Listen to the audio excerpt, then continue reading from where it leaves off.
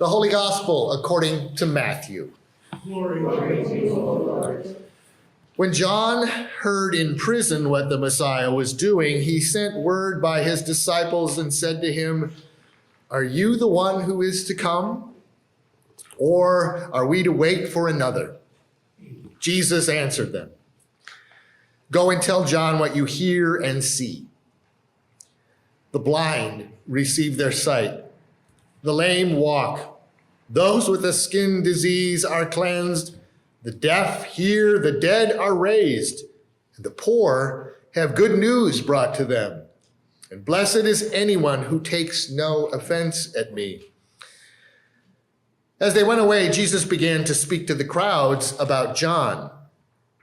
"What did you go out into the wilderness to look at? A reed shaken by the wind? What then did you go out to see? Someone dressed in soft robes? Look, those who wear soft robes are in royal palaces. What then did you go out to see? A prophet? Yes, I tell you, and more than a prophet. This is the one about whom it is written, 'See, I am sending my messenger ahead of you who will prepare your way before you.' Truly I tell you, among those born of women, no one has arisen greater than John the Baptist. Yet the least in the kingdom of heaven is greater than he." The gospel of the Lord. Praise to you, O Christ. I invite you to be seated.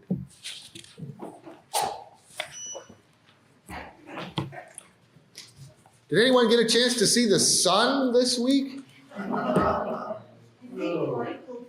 Michael? You had to venture out of the valley to find the sun. Oh my gosh. I don't know. And that's going to rain, I heard, next week. What a strange winter. Seems strange this year. Apple Hill is where you need to go to get to the sun? That's a good place to go to see the sun. Yeah, it's very warm. Higher ground, yeah.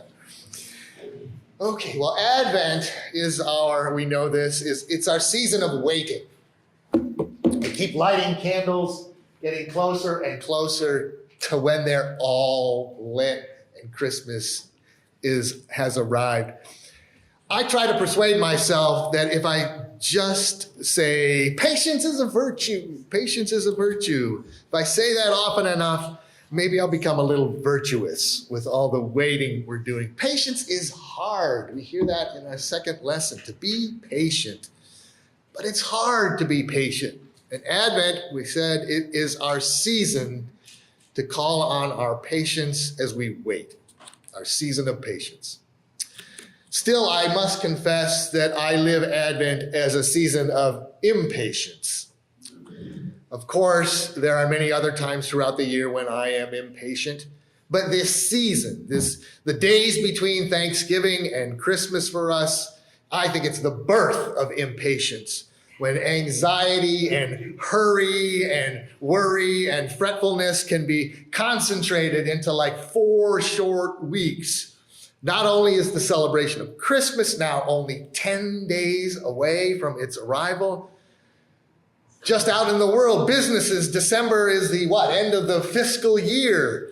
And the worry and impatience with that, those whose livelihood is bound to numbers, their anxiety grows exponentially. School projects for students, deadlines approach, final exams before winter break make students and teachers all anxious about the outcomes.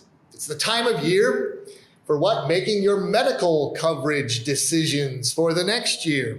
Maybe you run to the dentist, as I did this week, knowing this is the last few weeks for my insurance. I better get those teeth cleaned. Vacation days need to be exhausted or sometimes just lost. Advent is the season, I think, like I said, of impatience. We are busy, aren't we? Busy preparing, each of us, probably in our own ways or as a community, putting up the Christmas tree, poinsettias being placed at church, choir songs and rehearsals to be part of. We are busy, busy people this time of year.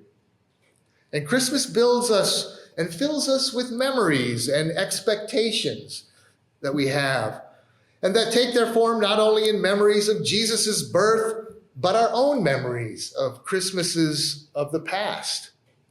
There's sort of this hopefulness about what is to come for Jesus' return, and expectations that maybe this Christmas will be the special one again. The search for that, one special gift, a hope for a festive party invitation maybe we're hoping will come. And anticipation begins to build for maybe time with family or friends. It's a season full of hopefulness.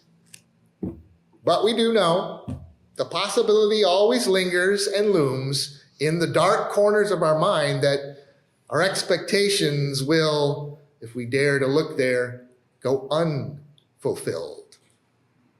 That what we're waiting for will not be all that we hoped for. That we will sit maybe longing and empty by the phone, or look at an empty email box waiting. But this time lonely or saddened by the disappointment that Christmas can bring. Waiting can be hell. Patience can be a vacuous hole that is unfilled. Hope, we know, can vanish. John the Baptizer, we've heard from him now for several weeks. We kind of have an image of him, don't we?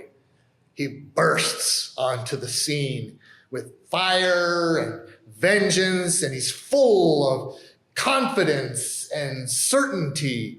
He announces the coming of Jesus with great fanfare and hope and expectation. He's full of energy, like children decorating a Christmas tree in a flurry. But today, John's voice of Advent is in a different tone, in a way that is just as authentic and true. But John is now in prison, and John is tired, might even be discouraged. He begins to question and ask questions. He roared from the desert, "Prepare the way of the Lord." And he announced with great hope for us, with power and an insistence in his voice. But now he has questions. He may even have doubts. We are much later in the story. Baptizing Jesus in the River Jordan, John was eager and energetic. But then all the waiting turned to impatience, which turned to despair, and then his doubt crept in. His days now and forever connected to Jesus became dangerous. Arrested, thrown in prison. And from his prison cell, he sent word to Jesus by his own disciples. Not a note, "I'm doing well, hope you're doing well, how are your days going?" But a question asked from despair. Are you really the one who is to come? Or should we look for another?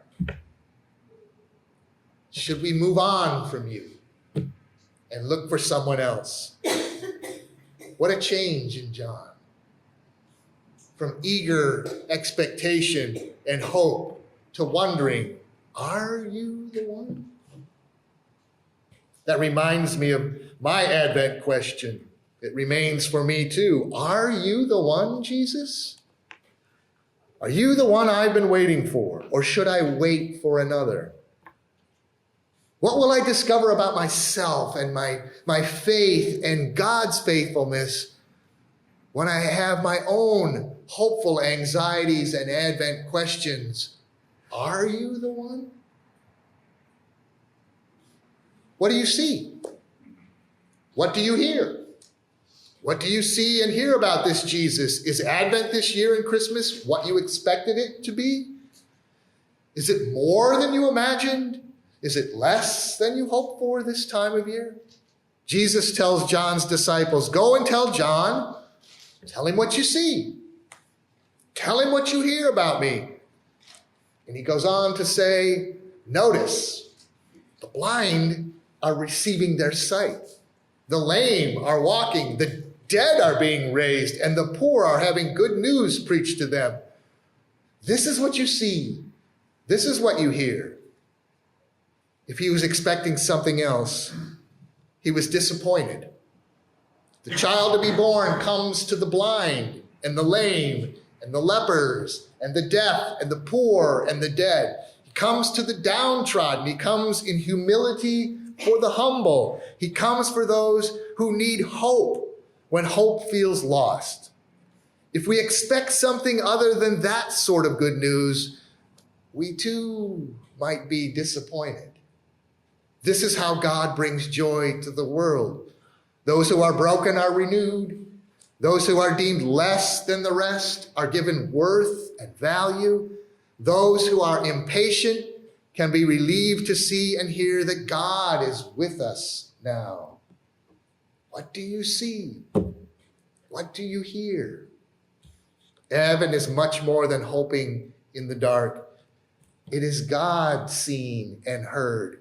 When we are broken, when we are downtrodden and in need, we are given maybe a healing touch, lifted out of despair by a friend who visits, or a smile from someone once again across our faces. It begins to glow again. What do you see? What do you hear? I hear God is with us again. Amen.